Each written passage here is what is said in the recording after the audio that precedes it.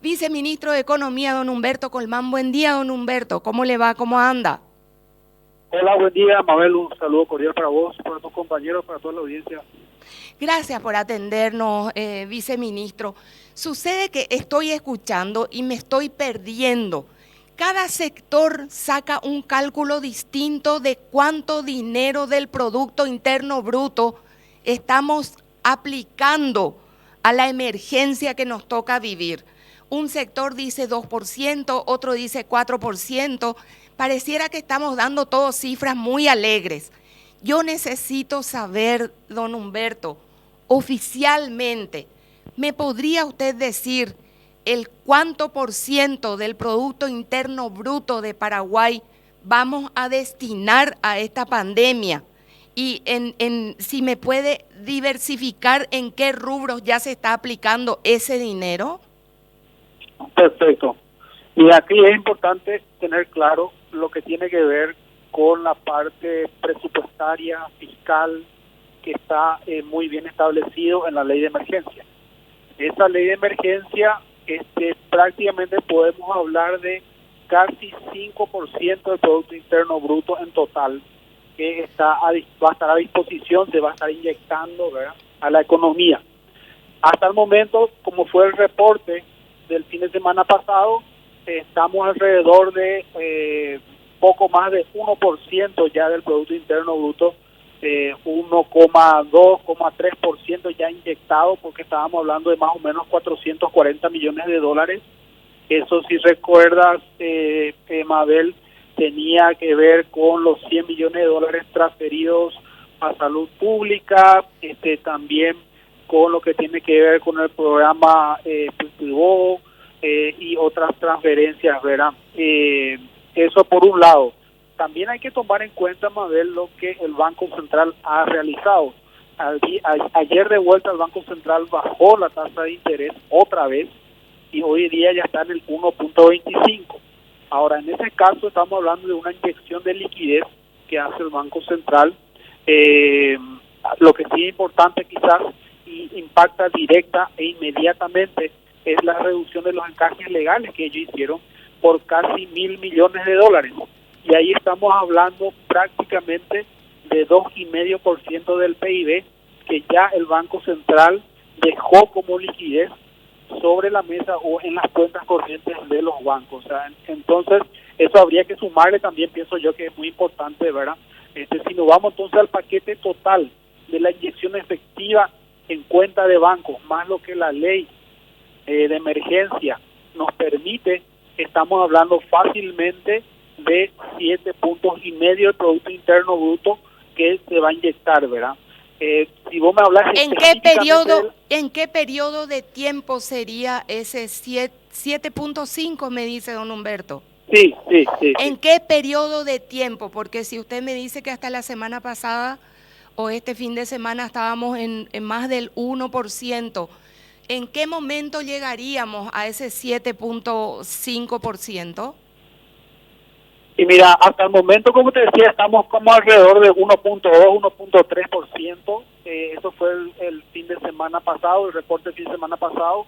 Se estuvo haciendo nuevas acreditaciones del programa Pipibó, especialmente esta semana. Posiblemente se vayan a hacer las transferencias que ya están comprometidas para lo que sería el Fondo de Garantía y el fideicomiso de AFD.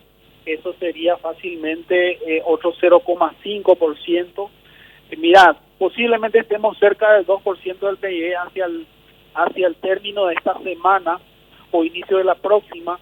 Y recordemos que la ley de emergencia rige para todo el año 2020. Entonces, eso en principio creemos que una gran parte se va a estar ejecutando entre los meses de este mes de abril y de mayo particularmente, ¿verdad? Y las medidas monetarias y financieras del Banco Central siguen vigentes para todo el año. O sea, se estima que llegaríamos a un 7,5 del Producto Interno Bruto que vamos a terminar inyectando para esta pandemia.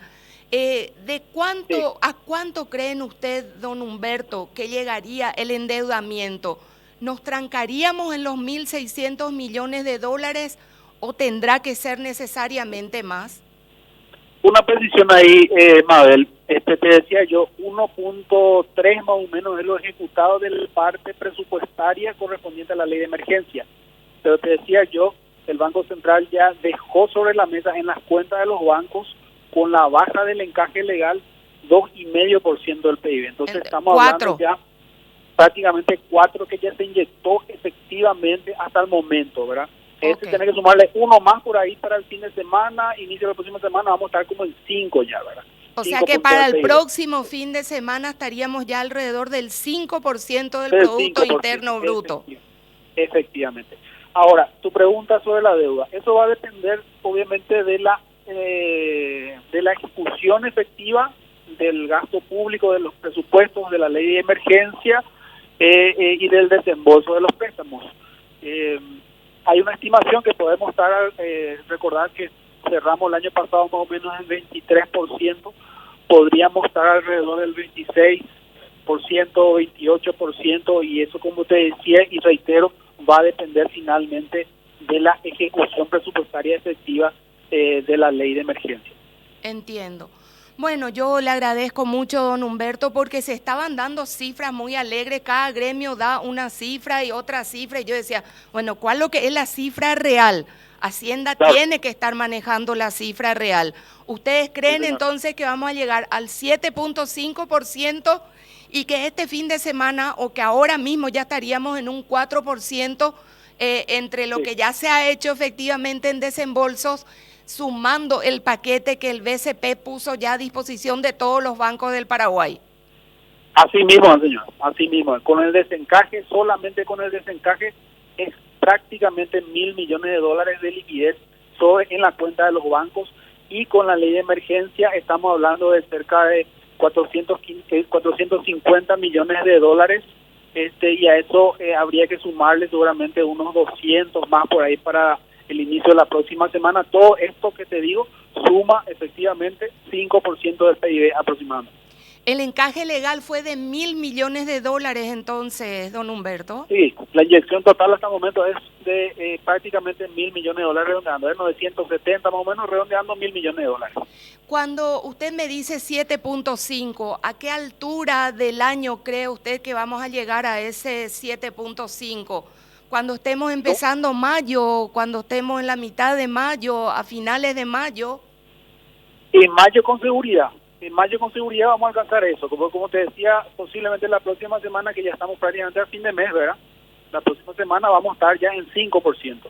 Y al término de mayo con seguridad vamos a estar alcanzando esos valores. ¿Y hay posibilidad de que tengamos que sobrepasar ese 7.5 en las proyecciones que ustedes están haciendo, don Humberto? Todo dependerá, como lo sabemos, de las medidas sanitarias.